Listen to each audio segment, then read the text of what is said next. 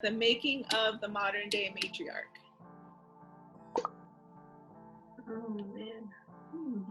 Can you use it? I'll start. Can I? Did you say can you use it in a sentence? Yeah. Can you please use it in a sentence? We talked about doing like the mini series, right? Within like this big series. And so when I heard the title, The Modern Day Matriarch, I was just like, I want to do this one. I want to start this one as a mini series because I just love the title, right? Like there is no right answer. Like we're trailblazing something like, it's not new, but you know, it's just something that we're still all trying to figure out of how to maintain the tradition and then still live in this modern day world. And then like the second half of that whole video is talking about self-care and you know how we implement self-care things but we feel guilty about it, and it's just like, you know, we're always going to have these emotional ties to what we've seen growing up, but now we're starting to transition into something new. So there's no right answer, right? It's like, I'm not really sure, you know, like what a modern day matriarch is going to look like, but at least it's, you know, we're able to share our feelings and kind of the emotional response that we get when we talk about it.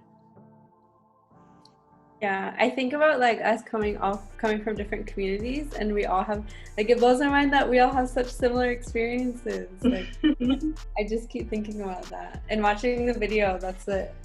I kept thinking about too. Yeah, it's like we're so diverse but so similar. We were talking about how all our mamas still get after us and they're all grown. Yeah. I thought I was alone whenever I said that, because like sometimes I'll be talking to like my boyfriend Desmond and I'll be like, oh my god, like my mom's yelling at me, da da da. Like I'll say something like that and he's like, hey, you're almost 30. I'm like, you don't understand, like you don't know, like you're not native.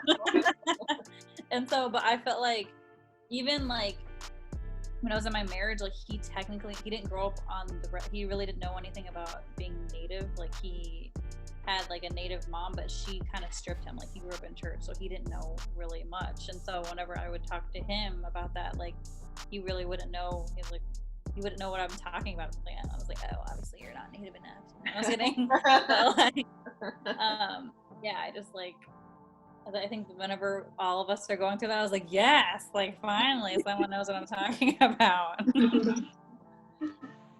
I think the one thing also that stuck through is about how much of the high expectations we put on ourselves to be like our mamas and our grandmas. Mm-hmm. I think that's where all that guilt and emotion comes from. Yeah. Like even tonight, I sent you guys a picture of my mom. She wasn't even here but a few hours, and she went to the grocery store and cooked it all up, right? And right away I get to the house and I'm like, oh gosh, what do I gotta do? Where do I gotta go? What do you need me to cook? You know, like it's a switch flips, like, yeah, mama's around. Yeah, it's so true. Even like, I feel like too, when I get the point of raising kids, I think about that all the time too, like, will I be able to? I don't know. You know, like how, and then how like different it'll be. Because even like in the work that we do, like in our generation of knowing like true history now and like wanting, you know, like if my kid came home and like told me that they taught them about Christopher Columbus, you know, I'm gonna be like, oh hell no. It's unfortunate that. Yeah, you like go complain to the school board or whatever. I know, right? You're gonna start off your sentence. It's unfortunate that. It's just really unfortunate that you gotta live in school. But and Columbus committed genocide. But and someone asked the other day, they're like, what if you had kids and like, how would you explain to them like what they're learning in school is wrong? Like if they were like a first grader. And I was like, well, as natives, we have to like figure out how to make it through the system regardless. So I would just tell them, you know, sometimes you gotta learn these things, you gotta get good grades, but you can still speak up for yourself, you know, in those situations. You're gonna have that one kid that's gonna be in school and be like, well, my mama said. No. Oh my god, who I was talking to, that's exactly what they said. They're like, if you tell your kid that, they're gonna go to school and be like, but my mom said this. I'm like, for real though, that's literally how it's gonna happen. But we have to though. We have to teach the next generation to educate the educators. Yeah. Even after like 400 years, it's still incorrect. So, Right. which like I had to learn in college, unfortunately. So like me, even though I went to two different native colleges. I went to Hassel and I went to Bacone, and like even there, like I had to tell like in history class, like I hated history class because I'm like, you don't even know what you're talking about. Like I was like, I would get so like annoyed because I'm like, oh my god, like I'm about to punch you in the mouth. Like I don't know, it's so annoying. And so I'd be like, actually, that's not correct. But yeah, that was me. I like this. You don't know what you're even talking about. Oh, watch out. Like I'm serious about it. So I don't play when it comes to like my people in history. So yeah. I think things are changing now. Times are changing, right? Like there's like more courses being available now. Just like that one that I shared on my Instagram story. Yeah. So surprised. He was just like talking about indigenous, like learning about your history, the right, correct history. And I was like, yes. So quick interlude. Up until this point, we talked about what we defined the modern day matriarch to be. We talked about a lot of things about what are we teaching the next generation? How will we raise our kids? How is what our grandparents and our mothers and our aunts went through different than what we are navigating today? So we have all these feelings and all these emotions and all these stories of just basically trying to describe that, you know, almost like the worry of what it would be like of like, what are we teaching our next generation? Are we losing tradition? Or, you know, how do we kind of maintain this balance? So all of that kind of makes up the making of the modern day matriarch. So now moving forward, we're going to continue to talk about this transition between an urban setting and living on the reservation and being traditional and non-traditional and all of that good stuff. So hope you enjoy. Well, I go off all the time, but I just went off on the whole culture thing. Because Raquel, Lynna and I were talking about how like being a modern day matriarch, we're all like, we're transitioning into like surviving in the worlds that we are now. And it's a lot different from like the generation before us or like our grandmas, you know, what they experienced. And all of us not living on like our res anymore too. Like we all have that in common, which is interesting because we're having to like transition living in like urban places, you know. But also like being worried that like because we might not be as traditional or like know our language as well, like it's scary because like those things might get lost, you know, in like this making of the modern day matriarch. But I was talking about how like this elder once said like your culture always comes back to you, and it always makes me so emotional because I never had access to my culture growing up, and so but the one thing I was gonna say is that one of my friends like asked me one time, because all of us like live in this, like two of my friends live in LA and then I live in Phoenix, and he was like asking, he's like, so if you guys were to tell like kids on the res like one skill that they need to like make it off the res and like live in the city and like, you know, like what would you tell them, or what one skill do they need? And I was like, well, I was like, well, I wouldn't necessarily think that like leaving the res has to be like the definition of success, you know what I mean? Like we still need people in our communities. We still need people who are restoring our language, who are preserving our culture. Like we still need those things in our community. So I was like, the way that I would support a youth isn't like, oh, do this so you can make it to the city and make it big. Like I would say like, I am providing you unconditional support so you can decide for yourself if you want to do it off res or you want to stay home. You know, like whatever you want to do, you have the support to do it.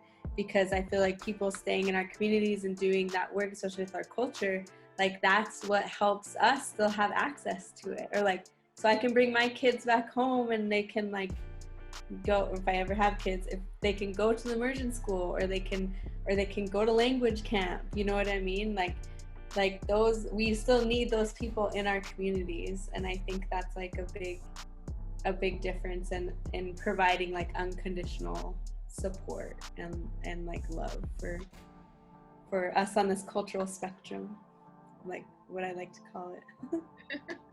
Anyways, that's what I was gonna say after I finished my other. Your other rant. I know my friends have like this saying when I'm about to like go off on someone, like they did something I didn't like, or like something like not indigenous safe or culturally safe, and I always start it by saying, "It's just really unfortunate that." And every time I say that, because sometimes I'll say it on the phone or in meetings, and my friends will look at me and they're like, "Oh, she's about to go off." It's funny. So That's true. Like what you were saying, Turquoise, like this whole transition, like I feel like those of us who move to a city, who, go to college, get an education, I feel like we're the ones who are gonna educate, non-natives, or I guess we're making people more aware that we're still here. And then like those who are staying on the reservation, a lot of them are doing like traditional like weaving, for instance, like for Navajos, traditional weaving, like there's silversmiths, there's, artists of all sorts, and they're also passing that down to like their children or those who want to learn. So it's like they're kind of preserving the traditions and culture, like for other indigenous, like Navajos, for instance. But like I feel like we're kind of like taking on the world in a way. Yeah. I don't know how else to put it, but and we're also like me, I like to share other artists or anybody, like whatever they're doing, even though they're back on the reservation. I love sharing that stuff because I have some non-native followers, and it's like kind of educating them and saying like, this is what's going on the reservation. And I think it's just like you said, it's all about supporting one another, whether you're staying on the reservation or in the city. Yeah. And I like how you pointed out there, it's like everybody has their own, like their own destiny, like their own role, right? And how to fit into all of this. Role. Yeah. So that's kind of what stuck out to me when you were talking. Mm-hmm. I think that's so fun. I've never heard like this perspective before, because I was always, as a kid, taught like, oh my god, I can't wait to get out of this stupid reservation. Like I was always taught like the negative of like, in order to be a successful Native American, you have to get off the res. So like the fact that we're like that whole, like as an adult, I guess now that I learned that, because even whenever I started going to college, that was still in my head that in order to make it, like I can't fail, like I have to do this and do that if I want to be successful, like represent my people right. And it's like, I'm happy that we're having like the discussion that it's like not really talked about it's okay to stay on the res.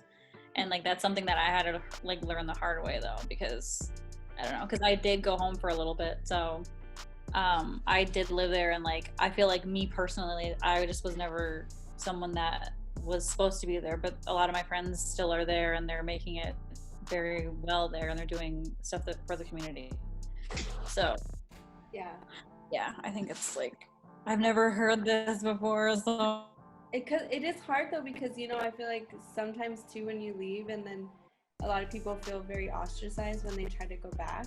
Remember we were talking about that too, like how it can be hard sometimes to be accepted back onto your res, once you leave or once you get an education, and that can be hard, because obviously we're like, well, but like I'm trying to do these things, for my family. I do this for my family, I do this for my community, and so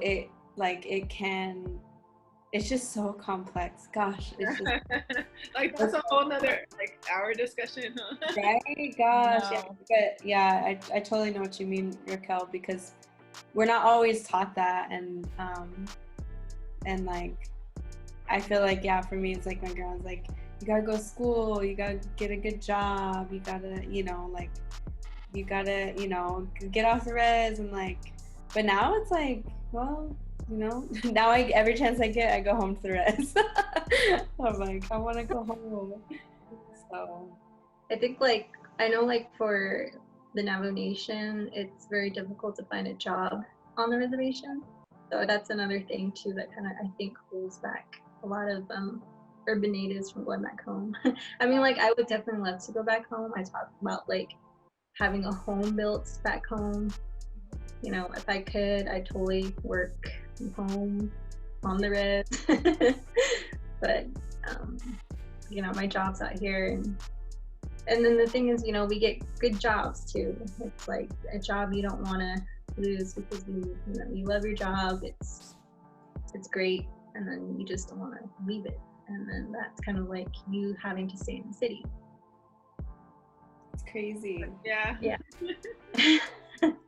It is not. But when you think about it, right? Like think about the sacrifices that like our moms and our grandmas made for like us to be here today. And like these are the sacrifices that like we're making, right? For like future generations. Thank you for watching. We hope you enjoyed it. Such great conversation about being the modern day matriarch part 2. Leave a comment about your experience or send us a direct message. We always love hearing from everyone. And thank you all for the support you provided us. If you haven't already, watch our previous episodes and tune in next Wednesday for our next episode. And always remember to like, subscribe, and share. Thank you. Bye.